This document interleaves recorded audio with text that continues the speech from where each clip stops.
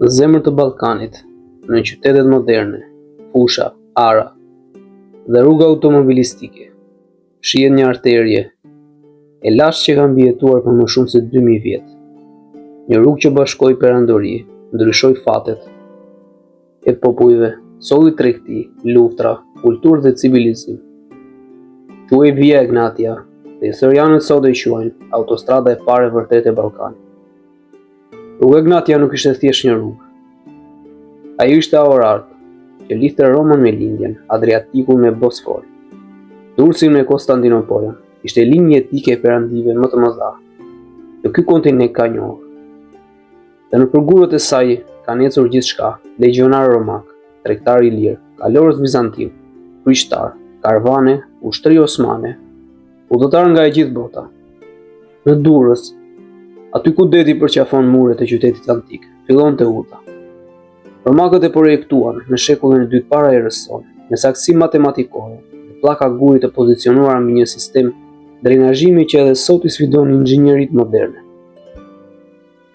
Ajo që për ne sot quhet teknologji romake, për ta ishte arti inxhinierisë. Via Egnatia u ndërtua për të zgjatur jetën e perandorisë, për ta bërë Ballkanin një rrjet komunikimi më të fortë, më të shpejtë, më të sigurt. Rruga nisej nga dy Rasium dhe Apollonia, dy portë të mëdha ilire në brigjet e Adriatikut, dhe kalonte përgjatë Lushnjës, Beratit, Pogradecit, Ohrit, Manastirit, për të arritur deri në Selanik, mëtej në Edime e në fund të Konstantinopol. Ajo ishte më shumë se 11.000 kilometra. Çdo stacion, çdo post, çdo ur ishte ndërtuar për të siguruar që lajmet, ordhëtarët dhe ushtarët e perandorisë të mos vonoheshin kurrë. Në për këtë rrugë, për herë të parë në histori, Ballkani u bë një trup i vetëm, një hapësirë ekonomike dhe kulturore e bashkuar. Po mallarat e Romës shkonin drejt Lindjes dhe mallarat e Lindjes udhëtonin drejt Romës. Udhëtarët e epokës shkruanin se mbi Egnatia mund të gjejë aromat e botës, vaj ulliri nga Apollonia, verë nga Thesalia, erza nga Azia, armë nga Damas dhe argjend nga Iliria. Por ajo që jep Via Egnatias një peshë edhe më të madhe, është vendi i saj historik e popullit tonë. Ilirët ishin jo vetëm banor të zonave që përshkonte rruga, por edhe ndërtues, ruajtës dhe përfitues të saj. Shumë prej qyteteve tona të lashta zluzuan pikërisht sepse ishin stacione kyçe të Egnatias. Durrësi u bë porti më i rëndësishëm i Adriatikut. Apollonia u bë qendra e arsimit dhe filozofisë.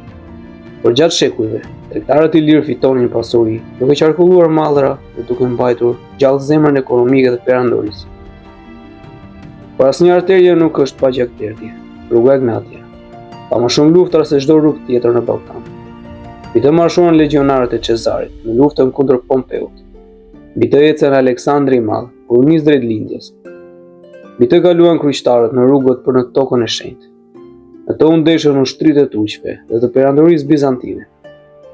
Çdo gur mban shenjën e mira kalorësve që kaluan mbi të. Në hijen e rrugës lindi edhe historia njerëzore. Karvanët që humbisnin në stuj, familje që udhtonin në kërkim të një jete më të mirë. Luftëtarë që marshonin drejt një betejë, nga e cila mund të mos ktheheshin kurrë. Dhe dregtarë që ecnin ditë e netë, duke e ditur se Via Egnatia ishte gracka e tyre për mbijetesë. Në periudhën bizantine, rruga ishte zemra e perandorisë. Qytetet e tëra prosperonin sepse ishin në këtë rrugë. Selaniku u bë një nga qytetet më të mëdha të Europës. Konstantinopoli ruante kontrollin e saj strategjik palë kësaj arterjeje. Udhëtarët bizantinë linin dëshmi se Egnatia ishte rruga ku takoheshin kultura, fe, dialekte dhe histori. Por me rënien e Bizantit dhe ardhjen e perandorisë osmane, gjithçka ndryshoi. Rruga nuk u braktis, por humbi statusin e saj perandorake.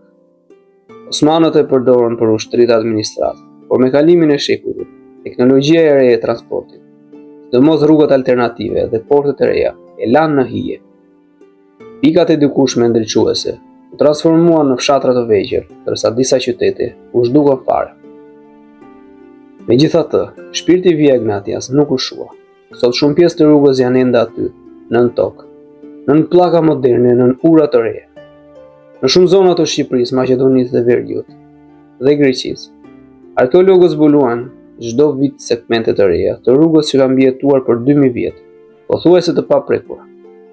Çdo segment që del në dritë të tregon qartë marrëdhëninë e një perandorie që ndërtoi diçka përjetësisht.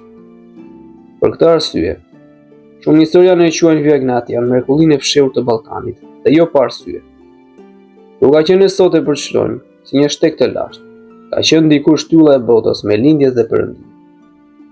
Dhe kushtu mbetet pyetja, çfarë e bën Via Egnatia kaq të rëndësishme? Sepse ajo nuk ishte thjesht një rrugë, ajo ishte ideja e bashkimit. Një dëshmi se Ballkani ka qenë dhe mund të jetë një korridor i madh i kulturës, tregtisë dhe bashkëpunimit. Me treguar se kjo tokë ka qenë gjithmonë zemra e lëvizjes urë e zbotëve, vend ku historia ka ecur me hapa të shpejta. Rruga Egnatia ishte autostrada e lashtë që ndryshoi Ballkanin përgjithmonë. Dhe nëse dëgjon me kujdes, u shkel mbi gurët e saj, mund të ndjesh ende jehonën e lashtë të atyre që ecën këtu para te, legionar, udhëtar, tregtar, mbretër dhe popull të tërë që lidheshin nga një rrugë që nuk u harrua kurrë.